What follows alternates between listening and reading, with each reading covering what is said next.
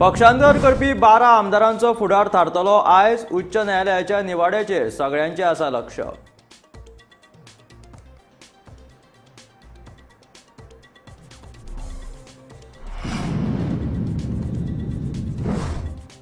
CZMP विशीं लोकांनी रावचे जागृत। दर्यादेग वाठार केंद्राच्या हातांत पडिल्ल्यान गोंयचेर मांडला एक व्हडलो धोको, काँग्रेसीची शिटकावणी।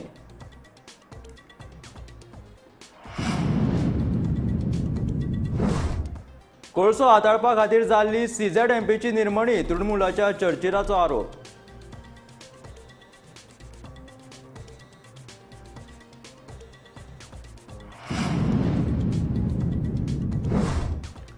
वाघांचो सेन्सस गोंयांत मार्चांतल्यान जातलो सुरू।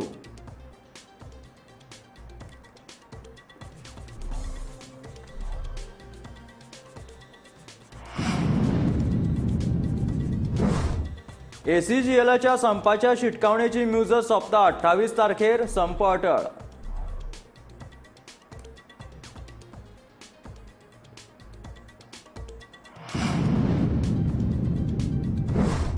1 कोटी रुपयांचे भौशीक शौचालय जाले गायब, पेडणेकार अजाप।